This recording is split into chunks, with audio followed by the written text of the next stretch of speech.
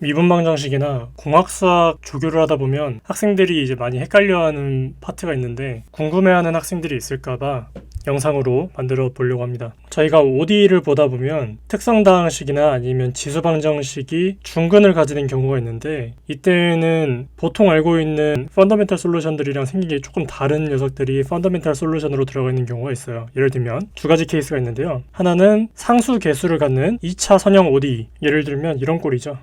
여기서 개수로 붙어있는 A, B, C가 모두 상수인 경우이고요. 일단 2차 OD가 돼야 되니까 A는 0으로 두지 않습니다. 이런 문제를 만나게 되면 먼저 특성다항식이라는 걸 계산을 할 텐데 특성다항식이라고 하는 거는 이 Y라는 녀석의 해 꼴이 아마도 이런 꼴이었음을 생각해보고 이걸 여러 번 미분하면서 이 값에 대입하게 되면 나오게 되는 방정식이 하나 있죠. 이 방정식의 해가 지금 중근을 가진다. 그러니까 람다라는 값으로 중근을 가지게 된다면 이런 꼴, 즉 이런 꼴을 가지게 된다는 얘기니까 사실 이런 ODE는 아마 이런 식으로만 써야겠죠. 그런데 우리는 A는 0이 아니라고 했으니까 이 A를 모두 다 양변을 나눠버리면 이렇게 생긴 다항식이 주어졌었던 경우를 생각하게 되는 겁니다. 그런데 이제 이런 문제를 풀다 보면 저희가 공학수학이나 특히 미분방정식 같은 파트에서는 펀더멘탈 솔루션이 이것과 그리고 여기에다 t로 곱한 함수 이 두 개가 펀더멘탈 솔루션이 된다는 것을 배웁니다. 근데 시간이 없는 경우에는 이게 왜 되는지를 증명하지 않고 그냥 외울 때가 있죠. 이걸 하나 보여볼 거고요. 그리고 이걸 배우고 나서 얼마 지나지 않아서 코시 오일러 방정식 이런 것도 배워요. 이것도 역시 비슷한 중근 문제가 발생하는데 꼴은 이렇습니다. 이 문제는 보통 어떤 문제로 주어지냐면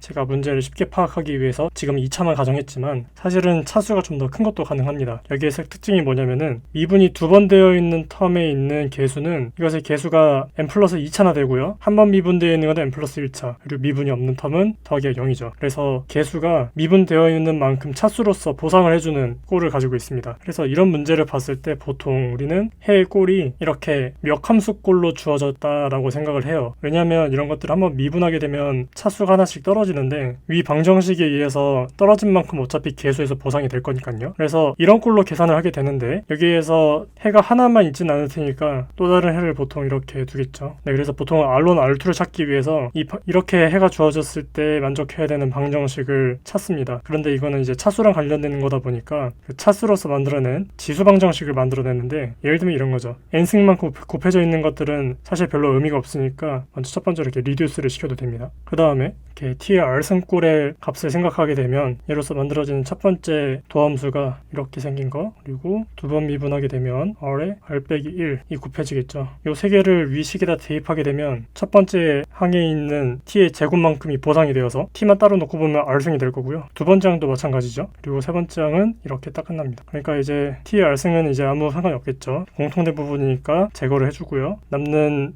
R에 대한 식이 이렇게 2차 방정식이 주어지게 됩니다. 그런데 이제 여기에서 중근을 가지면 어떻게 되느냐라는 문제가 지금 있는 거잖아요. 이렇게 생겼다는 얘기고 다시 말하면 위 개수들이 이렇게 생겼다는 꼴이니까 원래 주어져 있던 미분 방정식이 이렇게 주어졌다는 꼴입니다. 물론 여기서도 A가 0은 아니겠죠. 그러니까 이것도 A도 지워줍시다. 이렇게 되면은 우리가 이렇게 코시 오일러 이퀘이션에 대해서도 펀더멘탈 솔루션 하나는 t의 람다승 그런데 두 번째 거는 신기하게 여기에 로그를 붙인 걸 끼죠. 그런데 이제 제가 건이 있어가지고 로그 t는 밑을 2로 갖는 자연 로그로 하겠습니다. 근데 이제 이게 왜 주어지게 되는지 충분한 시간이 없는 경우에는 이 내용을 스킵하기도 하니까 이것도 한번 알아보겠습니다. 총 두 개를 알아보게 되는 거죠. 하나는 상수 개수를 갖는 2차 선형 ODE, 두 번째는 코시 오일러 이퀘이션. 둘 다 캐릭터리스틱 이퀘이션 혹은 인디셜 이퀘이션이 중근을 갖는 경우. 그러면 상수 개수를 갖는 2차 ODE부터 알아보죠. 그래서 저희가 첫 번째로 먼저 주어져 있는 이퀘이션이 이렇게 있다고 칩시다. 이제 중근인 걸 알고 있으니까 불필요한 상수들은 다 날려버리고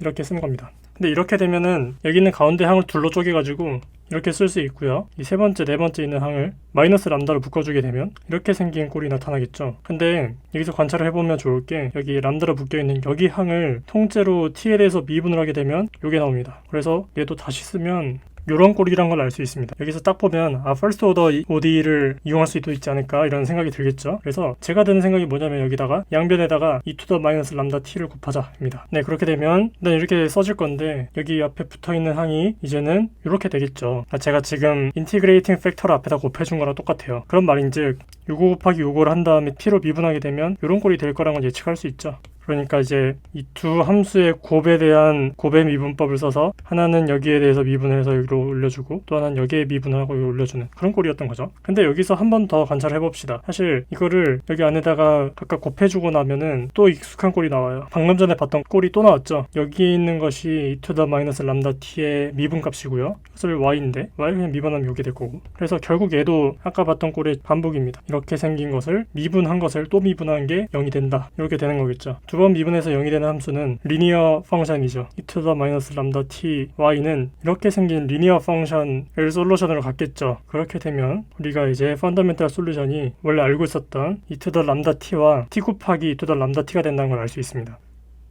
자, 그러면 이제 코시 오일러 이퀘이션도 한번 알아봅시다. 이걸 아까 전에 봤던 대로 정리를 해서 중근을 가져야 되는 상황을 생각하니까 이렇게 식이 주어져 있다고 하겠습니다. 자, 그러면 아까 전과 비슷한 테크닉을 쓸 건데 여기서는 무엇보단 1이 튀어나와 있죠. 그래서 요거를 어떻게 나누냐면 1 빼기 람다 t를 앞쪽에 써주고 남은 찌꺼기 마이너스 람다 t y 프라임을 뒤에다 써줍니다. 네, 그렇게 되면 일단 뒤를 또 마이너스 람다로 묶어보죠. 그리고 앞에 거는 t로 한번 묶어볼까요? 이렇게. 자, 여기서 바로 규칙이 안 보일 수 있으니까 제가 여기에 해당하는 거를 t로 한번 미분을 해볼게요. 네, 그렇게 되면 t 곱하기 y 프라임이 있으니까 곱의 미분법에 의해서 각각 미분을 해서 더해주면 되겠죠. 하나는 y 프라임, 두 번째는 t 곱하기 y 더블 프라임, 그리고 마이너스 람다의 y 프라임 이니까 얘는 사실 이렇게 생긴 익숙한 항이 하나 튀어나오겠죠. 이게 바로 여기에 있는 겁니다. 네, 그래서 이게 지금 우리가 보기 편한 꼴로 쓰자면 t 곱하기 두 번째 있는 항에 있는 꼴이 하나 튀어나오고 앞엔 t가 곱해져 있고요. 두 번째는 람다만 곱해져 있는 꼴이 나오겠죠. 자, 여기서 저는 어떻게 생각했냐면 똑같은 게 두 번 나왔고 그 다음에 t란 게 있었는데 이제 여기를 반복되는 꼴이니까 편의를 위해서 g라는 함수를 이용해서 정의를 하겠습니다. g라는 함수는 이 솔루션 y가 주어졌을 때 이렇게 구해진 함수입니다. 네, 그러면은 위에 있는 방정식이 어떻게 되냐면 t 곱하기 g 프라임 빼기 람다 g죠. 근데 요거는 세퍼러블 하거든요. 분리 가능한 방정식이죠. 그래서 얘를 보기 편한 꼴로 바꾸면 이렇게 이해를 할 수 있습니다. 자, 근데 이거는 오른쪽에 있는 거는 로그랑 관련이 있을 거고 왼쪽에 있는 거는 자기 자신이 분모로 들어가 있고 분자에는 또 미분 꼴이 들어가 있으면 역시 이것도 로그를 이용한 미분 방정식이겠죠. 그래서 요거는 솔루션이 금방 구해지죠. 양변을 적분을 하면은 이렇게 쓸 수 있습니다. 물론 여기서도 로그는 자연 로그입니다. 근데 저희는 y에 대해서 또 문제를 풀고 싶으니까 양변에 지수함수를 취해주게 되면 이렇게 쓸 수 있을 텐데 이제 e to the c를 그냥 c1이라고 하겠습니다. 그리고 e to the 람다 곱하기 로그 t라는 거는 사실 t의 람다승이랑 같죠. 이렇게 써주겠습니다. 자, 여기서 약간의 트릭이 좀 필요할 텐데 아까 전처럼 문제를 좀 풀고 싶어요. 그래서